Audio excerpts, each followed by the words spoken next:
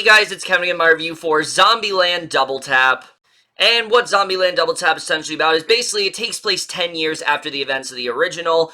Basically, you know, the main team has really become a family and things like that. Everyone's gotten very close, but maybe just a little too close. We see that Tallahassee is really starting to be protective of Little Rock, really seeing her as like his daughter and things like that. And as she's getting older, you can see that she is really starting to get annoyed with it. So she ends up running away, as well as Wichita. Wichita then comes back, a few months later, basically to report that something has gone wrong, and now Tallahassee and Columbus, they have to try to figure out what has happened to Little Rock. She has been, basically she has gone missing. They have to try to track her down, make sure she's safe, but also continue to survive this apocalypse that is still ongoing, and that's really all I'm going to say. So Zombieland Double Tap, I was looking forward to this movie. Zombieland's a film that I really do love, just like most people. I think it's very clever and witty. It's got some great acting, some really well done characters, and on a rewatch especially, just really does,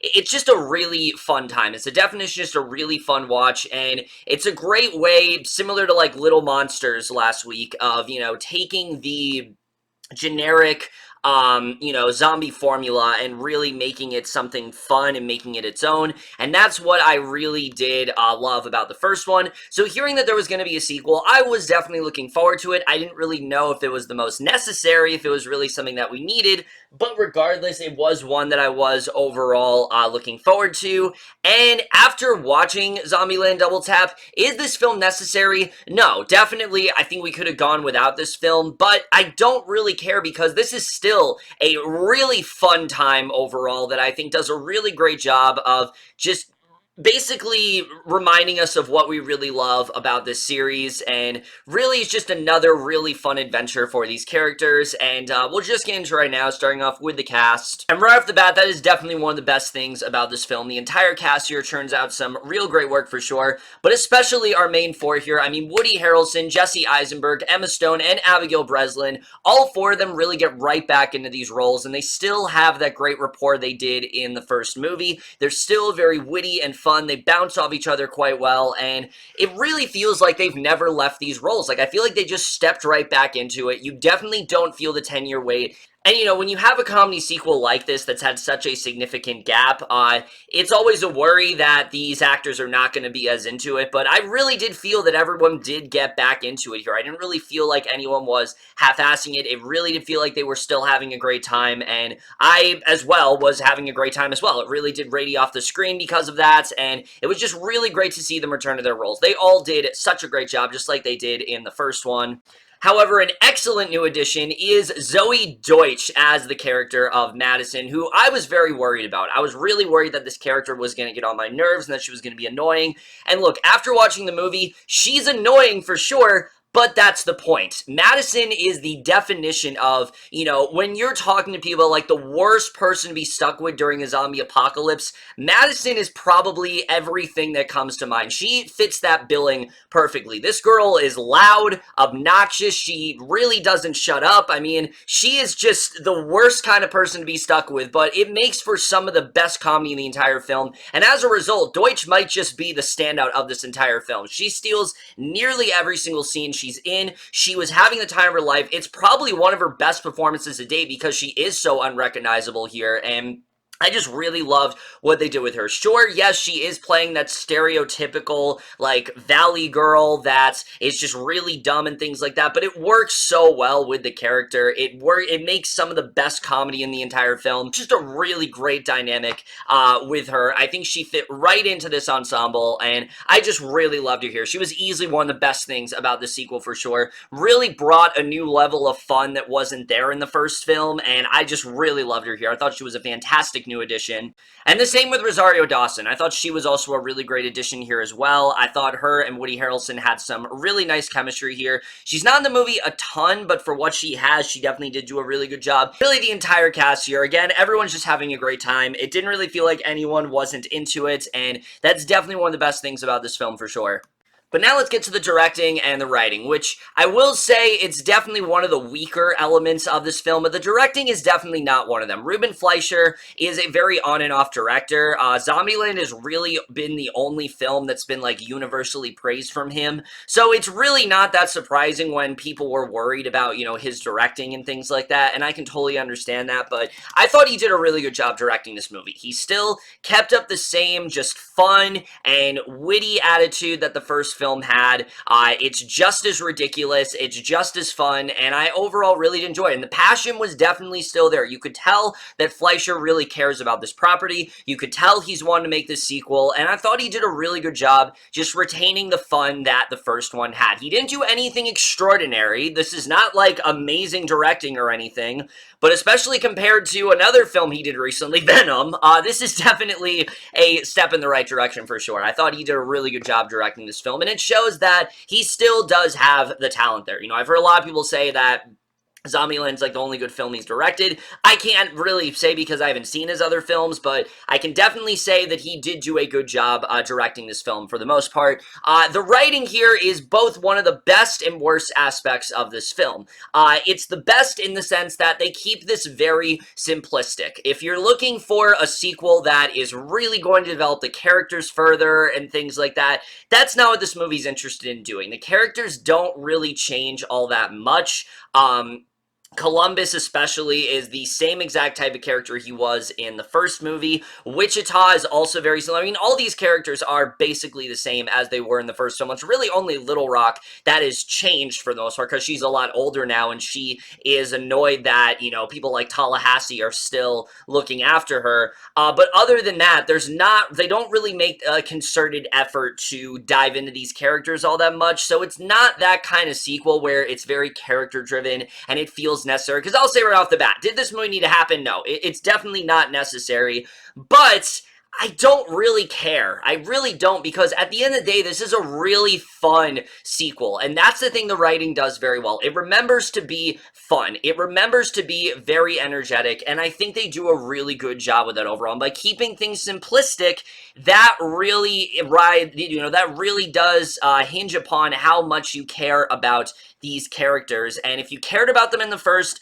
you're definitely going to care about them still in the second. And again, the film does not do anything to flanderize or mess with these characters in any way, shape, or form, and that is always an A+ in my book for sure. That's something that tends to happen a lot with comedy sequels. Like, they'll take what was good and they'll really try to capitalize it to the point where it gets annoying. They don't really do that here. They keep these characters largely based on their personalities and based on who they were. They don't try to turn them into like these heightened versions of themselves, and that's something I really did appreciate for sure. And I do think in that regard, the writing is very sharp. And while, like I said, there's not a ton of character development with them, they do still remember to give them at least something to do. Wichita and Columbus, for example, have a really sweet arc. We dive a little bit more into their relationship. It's expanded upon more in this movie. We get more into the idea that, Wichita is someone that just doesn't really believe in commitment, feels they need to cut their losses, but also shows how far Columbus has come and the fact that he isn't really about that anymore. He was in the first movie where, like, he was very much by himself, but here,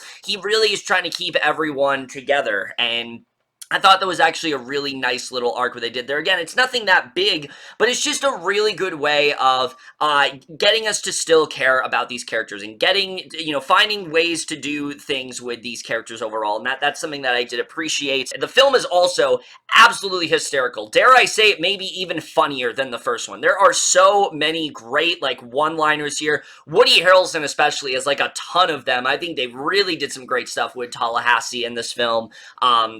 He really does command it for sure. The stuff, like I said, with like Zoey Deutch's character, she's got a lot of great interplay as well. And the film is always funny. There really wasn't a point here where I wasn't laughing. I was in stitches pretty much throughout this entire film. Whether it was something as simple as just a little one-liner that Columbus and Tallahassee would have, or it was something ridiculous that would happen, with the zombies and things like that. The film remembers to be funny, and I think that is definitely one of the positives pieces of this film for sure, and I think definitely one of the best aspects of it is that even though, yes, it might not be the most well-written, it is still very funny, and I really did appreciate that. And like I said, the new characters, for the most part, are really good additions. I think Madison and Rosario Dawson's character, Nevada, they add an element to this film that wasn't there before. For Madison, like I said, she's the type of person that you don't want to be stuck in a zombie apocalypse with. Everyone's just trying to get rid of her, minus Columbus, who does sort of care for her, but everyone else is just annoyed by her. They're just kind of like tolerating her, and that makes for some of the most entertaining stuff in the entire movie for sure, whereas Nevada is basically the perfect counterpart to that of Tallahassee. She basically is someone that is the female version of him. She's a badass. She is someone who really is well prepared and well equipped in this type of apocalypse. You can see why she survived as long as she has, and I thought that she was a really great addition for sure. I definitely really like what they did with her, and those two characters they do some really great stuff with for sure. So yeah, overall, this is a really entertaining screenplay. It's definitely not anything that great, but for the most part, I think it definitely is a lot of fun for sure, and that's definitely something I will give it. Cinematography here is still really good as well. The zombie effects still do look really good, especially these new characters in the form of what they call the T-800s, which are these advanced sort of zombies that are much harder to kill. They're generally very threatening looking, and they do a really good job with that. They also establish some new rules within the universe, and they have these characters known as homers, but then they also have characters known as, it's homers, and then I forget what the other is, but they're like the more ferocious ones, but the homers are the ones they don't have to worry about, and I thought that just the creatures' designs and things like that maybe looked even better here, honestly. I think they looked even better than they did in the first movie, and that's something I really did appreciate here. Location-wise, they still do a really good job with that, especially once they get to that one mansion that you've seen in the trailers where, like, Elvis lived and things like that. That makes for some of the most aesthetically looking scenes of the movie. There's one there's one chase scene especially that I thought was genuinely very intense, and it's mainly due to location and things like that, and I really did appreciate the cinematography here. Score's pretty great, nothing really big to say about though, and the editing. I do think this film is a little too short. The first 20 minutes, I think they really rush through a lot of the developments. It takes a very short amount of time for Little Rock to just leave the group entirely, and while you can understand what she did, it felt very surface level. I felt like they could have dived into Tallahassee wanting to protect Little Rock more, and him feeling like he has this desire to always protect her no matter what, and I think they could have done a better job with that overall. In regards to flaws besides that, like I said, even though, yes, I did have a really great time with this movie, it's not the most cohesive screenplay in the world. There are some things that they could have done a little bit more with for sure, and Little Rock as a character, because, you know, you understand that she's not going to be in the movie as much because most of the movie is them looking for her, but she really doesn't have a lot to do here. There's a large part of the movie where she is with Avan Jogia's character. We'll cut back to them every so often, but because we don't spend a lot of time with her, where her plotline ends up going is, one, it was extremely predictable. Two, it just isn't very satisfying. I feel like they could have found a little bit more to do with her besides, and that's the only thing where, you know, we've waited 10 years. It feels like you could have done something different with Little Rock as a character that they just didn't here. They could have furthered her more, and I was a little bit disappointed that. I do think the third act definitely makes up for it. The third act is all kinds of crazy for sure. It's just as insane of a climax as the first one, and I do think they made up for that a little bit, but that still was a flaw. But that's not my biggest flaw. My biggest flaw regards some of the new characters. Mainly, it's the characters of Albuquerque and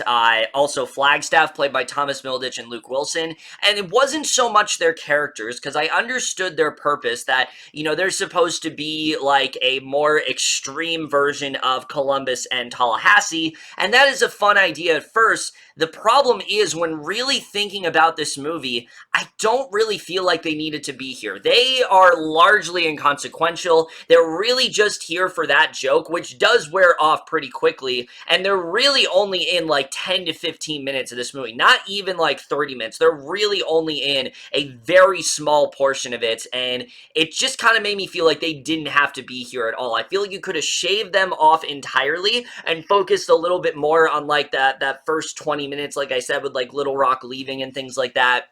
And it would have benefited the movie overall. And they're really the only thing that generally did annoy me here. There was a direction they went at first that I was very upset by, but they actually did fix that. Not really the case for Albuquerque and Little Rock.